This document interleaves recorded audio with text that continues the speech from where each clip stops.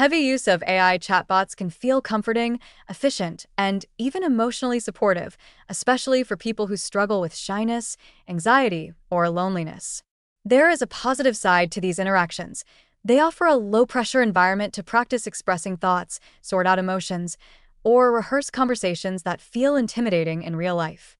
They can help people experiment with communication styles, reflect on misunderstandings, or organize feelings before talking to someone face-to-face. For individuals with limited social support, these tools can reduce the sense of isolation, giving them a space where they feel heard without judgment or conflict. In moments of stress, having a responsive conversational partner can feel stabilizing and grounding. But the risks are serious and often subtle, showing up gradually rather than suddenly. One of the biggest concerns is the way heavy chatbot use can slowly erode real-world social skills. When someone becomes accustomed to an AI that always responds patiently, always interprets feelings correctly, and never interrupts or miscommunicates, their expectations of human interaction can become distorted. Real conversations require tolerating awkward silences, managing conflict, reading nonverbal cues, and responding to emotional complexity, skills that develop through actual interaction, not simulation. If a person spends more time talking to AI than to people, those skills can weaken just like an unused muscle. The result is a growing discomfort with real relationships, making human interactions feel harder and less rewarding over time. AI can also reinforce avoidance patterns. People who fear rejection or embarrassment may turn to chatbots because they feel safe, predictable, and easy. But the more someone avoids real conversation, the more threatening human relationships can feel. Over weeks or months, this avoidance can quietly intensify social anxiety. Rather than helping users build confidence, AI may unintentionally deepen their fear of being misunderstood or judged by actual people. That cycle can increase loneliness. Ironically, the same loneliness that led someone to seek out AI companionship in the first place. Another warning sign is how AI can alter expectations of emotional connection. Because chatbots adapt to the user's mood and always respond with empathy, people may begin expecting that level of instant attunement in their human relationships. Friends, partners, and family members cannot match that predictability.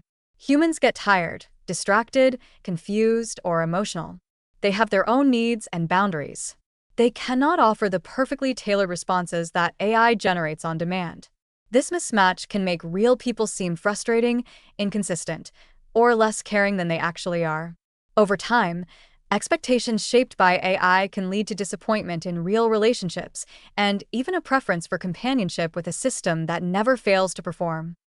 Isolation becomes another danger. AI can feel like a buffer against loneliness, but when it replaces human interaction instead of supplementing it, people may drift away from their support networks.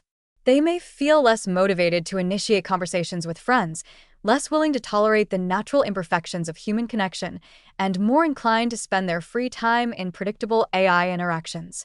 The isolation that results isn't always obvious at first. It can build slowly, turning a person inward until they realize they've lost touch with the real-world relationships that sustain emotional resilience. Yet it would be misleading to ignore the positive potential entirely. AI can be helpful as a transitional tool, something that provides comfort or practice before someone seeks deeper connection with real people. It can help users rehearse difficult conversations, reflect on relationship patterns, or build emotional vocabulary. It can support self-awareness, which can ultimately foster stronger connections offline.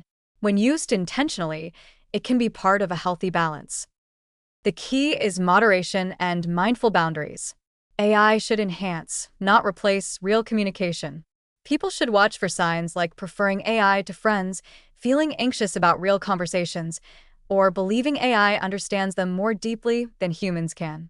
These patterns suggest that the technology is beginning to reshape expectations and behaviors in ways that may undermine long-term well-being.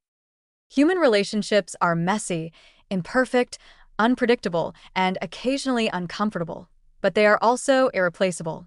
Genuine connection requires vulnerability, patience, negotiation, and shared experience, none of which can be fully practiced with a machine.